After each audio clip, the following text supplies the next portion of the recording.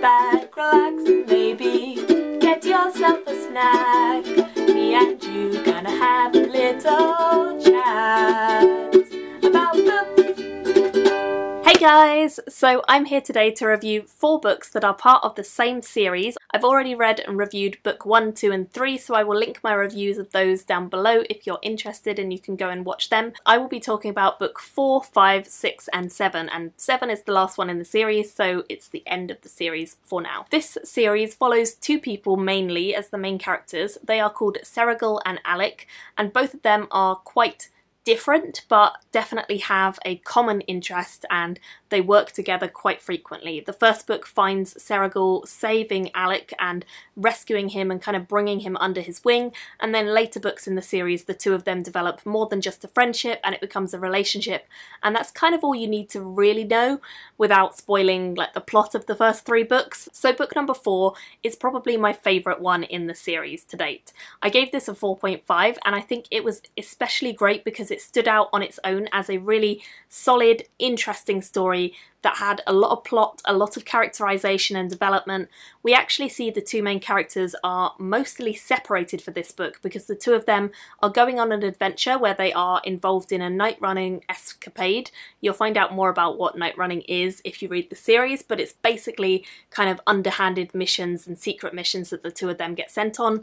And night running is something that they can't really be helped with because it's secret, so when the 2 of them get taken away by slavers, which is what happens in this book, no one really knows about it for a while and they get abducted and taken away and tortured and all sorts of bad things happen. So trigger warning, there is torture and abuse in this quite badly. However, if you can get past those, the story and the emotional involvement, development, relationships is fantastic. These 2 characters, Alec and Senegal, have an intense connection which is only built upon book, and this book in particular sees the 2 of them suffering and being deprived and upset and worrying over the other, and it offers the chance for the reader to kind of get to know them on an individual level because up until this point we've seen them together most of the time, and also to really understand the depth of their personality and love for one another, because that is something that we see glimpses of in previous books but we don't necessarily see explained as fully as we do in this book. This book also gives us more insight into the necromancy and magic of the world because we follow a man who has taken the 2 of them prisoner, who is experimenting and doing dark deeds using nefarious magic and evil sorcery to not only keep slaves but also to experiment on them and try and do powerful, unheard of things that haven't ever been done before and are definitely not something the world wants to see because of the tragic and devastating effects that this magic could bring. It's something very, very dark, and the experimentation is bad and the exploitation is bad, but it gives a chance for the reader to really get into the mindset and kind of sympathise with and emote with the characters. So I loved that about it. I think the previous 3 books feel very light-hearted at times, and although there is a definite mystery to them and a certain kind of intensity to them, I don't feel like they are quite as dark as this one. This one is definitely a turning point where things get darker, they get more sinister, the stakes are much higher and on a national and global scale rather than just on an immediate sort of kingdom scale. These magics that are being dealt with could really devastate the land, not just the kingdom that they're from. And I think that's a really, really key point to take away from this book. For this book in the series, I gave it a 4.5. Loved it. So the next book in the series is The White Road, and this one's a really interesting one because it develops straight on from the end of Shadow's Return, so it follows quite a few of the events that we see at the ending of that one. We get a new character introduced who is called Sebron, and this character really shakes up the play a lot with this world. Some of the things that this character can do are very unnatural and very bizarre. People don't really understand Sebron, they don't really know where he's from, what he is, what he can do, or even if he's a he, they don't really know. And Alec and Senegal are kind of charged with taking care of Sebron and figuring out what on earth to do with him. So in order to do that, they kind of have to seek help from their family, particularly Seragul's family, who he is estranged from, which makes it a little bit complicated and difficult. But it means we get to find out a bit more about Alec's heritage and also Seragul's family ties, and we go a bit deeper into their world and kind of find out a bit more personal, emotional stuff about how they care for one another in a strained situation.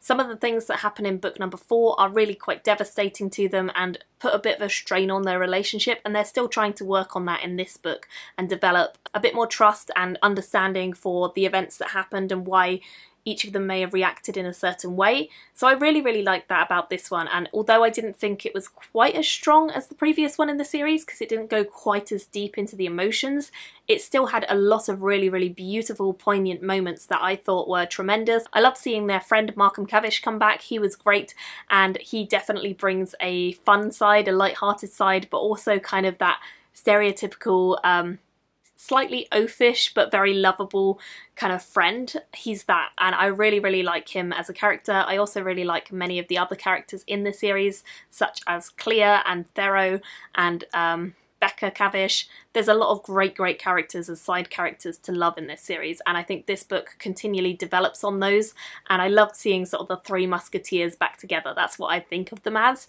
so I really like that. I gave this one 4 stars. The 6th book in the series kind of sees the return of socialising and working for the kingdom. This is something that we saw set up in the first 3 books, and the 4th and 5th kind of take a little bit of a detour from this, but the 6th one goes back to a more kind of nobility focused adventure.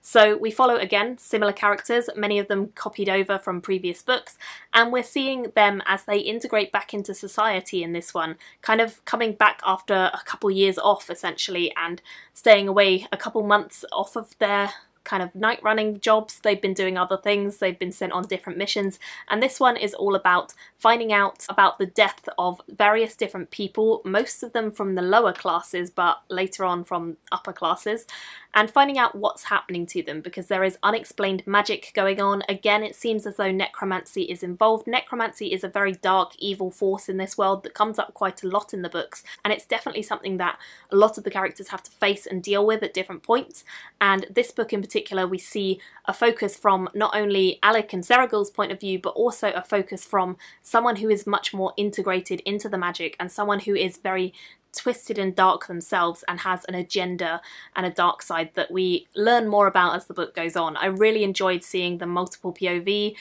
We have that throughout the series. It's actually all multiple POV, so we get to see different points of view at different points, but obviously Alec and Seragul are the focus for the majority of all of them, and I really liked seeing that and just kind of understanding a bit more about the motivations and characters and how they all slotted together in this kind of kingdom that they inhabit. Also, there is a new relationship set up in this one, and I have to say, without spoiling it, I love it. It's great. That's all I'm going to say on it, because if you've read it, you know who I mean. If you haven't read it, you should read it, and then you should find out who I mean, because it's great.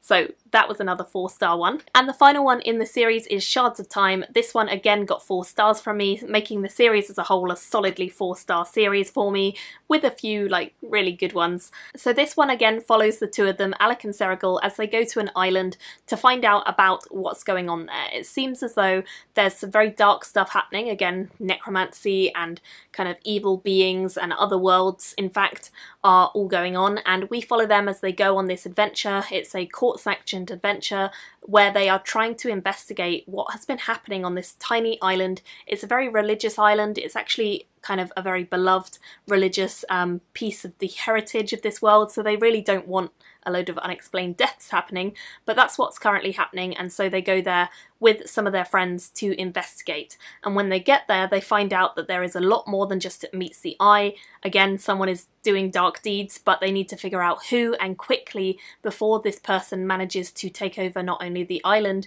but also some of the most important people in this world by bringing them into the web of snares and traps and deceit that is going on. So it's quite high stakes once again, and I loved it again just as much as the others. I think this series has the benefit of having each story tied together, but also feel very like an individual adventure, and that works really, really well, not only to sort of introduce you to the characters in a really good way, but also to just keep you interested throughout, because it's not just focusing on the same characters doing the same things, they're always doing different things.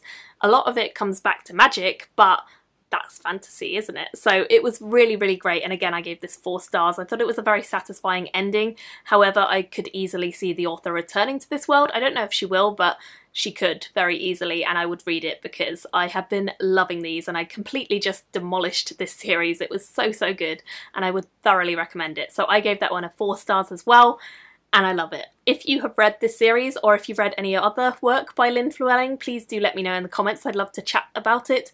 And if you've read anything similar to this that you want to recommend, please let me know about that too. Thank you all so much for watching, and I'll see you very soon in my next video. Bye guys! Thank you for watching my video today.